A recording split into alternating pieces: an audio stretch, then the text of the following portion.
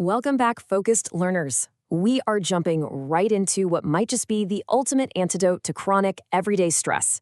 Today, we're unpacking a methodology that has completely revolutionized how high-performing people manage their lives and their work.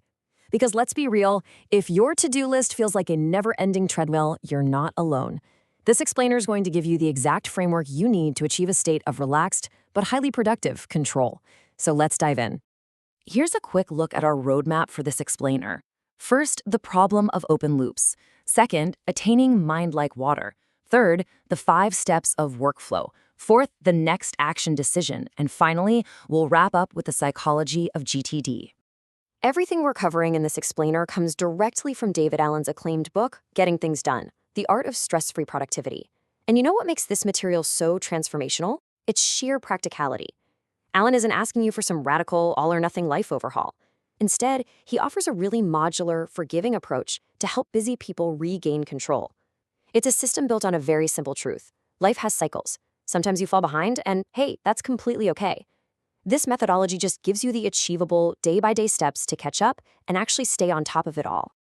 Section 1. The problem of open loops. I want you to be totally honest with yourself for a second. Do you ever feel completely overwhelmed by your commitments, your overflowing inbox, or just that constant nagging feeling of forgotten tasks?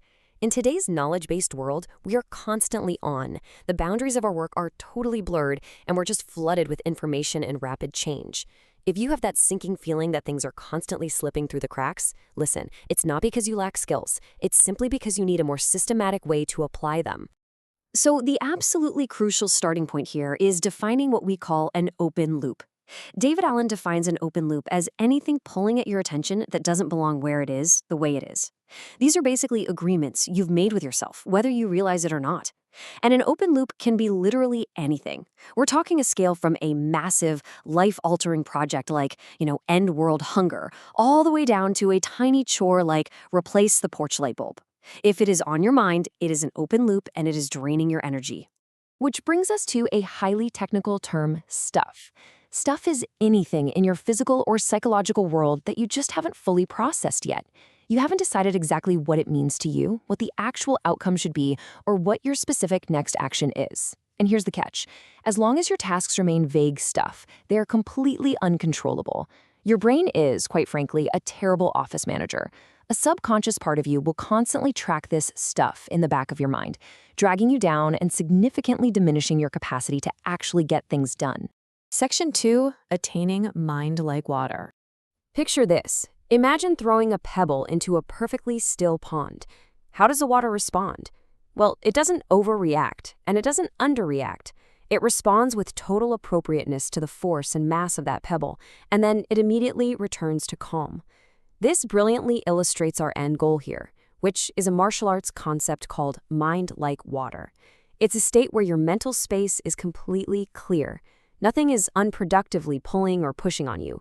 You are perfectly, calmly ready for anything. Section 3, the 5 steps of workflow. Now we're getting into the mechanics. There are 5 discrete, essential phases to managing your workflow. You have to capture all your incompletes, clarify what they mean, organize the results, reflect on your options, and finally engage in the action. Now here's the real secret. Your sense of control is only as good as the weakest link in this 5-phase chain. Most people try to do all 5 of these things at the exact same time, which just leads straight to mental gridlock. The magic actually happens when you intentionally separate these stages. Mapping the life cycle of your stuff is incredibly powerful. The core workflow essentially traces the journey of a vague idea from the very moment it hits your in tray until it becomes a completed action. Notice how stuff comes in at the top and is immediately forced through a mental filtration system. You have to ask yourself, what is it? And most importantly, is it actionable? This whole process proves that being truly organized doesn't mean color-coding your desk or buying fancy folders. It means that where something is physically located matches what it actually means to you mentally. Section 4, the next action decision. When you pull an item from your in tray, the very first question is it actionable? If the answer is no, you have 3 highly specific options. First, trash it. Seriously, be ruthless. Use the delete key. Second, incubate it. This is for things you might want to do later, so you park them on a someday/maybe list or in a tickler file. Third, file it as reference. This is just information you don't need to act on right now, but you'll definitely need to retrieve it later. Managing these non-actionable items efficiently is the absolute key to keeping your active system perfectly clean. But what if the item is actionable? Okay. Once you determine the very next physical, visible action required, you apply the golden, punchy rule of productivity, the 2-minute rule. If the next action will take less than 2 minutes, do it immediately. Right then and there. Don't defer it, don't write it down, don't try to organize it. It literally takes longer to track a 2-minute action than it does to just do the action itself. I promise you, this one rule alone can clear massive amounts of backlog from your life almost instantly. So what happens if the action takes longer than 2 minutes? You've got 2 choices. First, delegate it. If you aren't the right person for the job, hand it off, but crucially, track it on a waiting for list so the loop stays closed in your system. Second, defer it. If you are the one who has to do it, it goes into trusted buckets.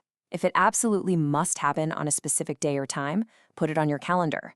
But if it just needs to be done as soon as possible, it goes on a next actions list, categorized by context, like at computer or calls. Section 5. The psychology of GTD. To make this all work, it fundamentally requires a massive cognitive shift.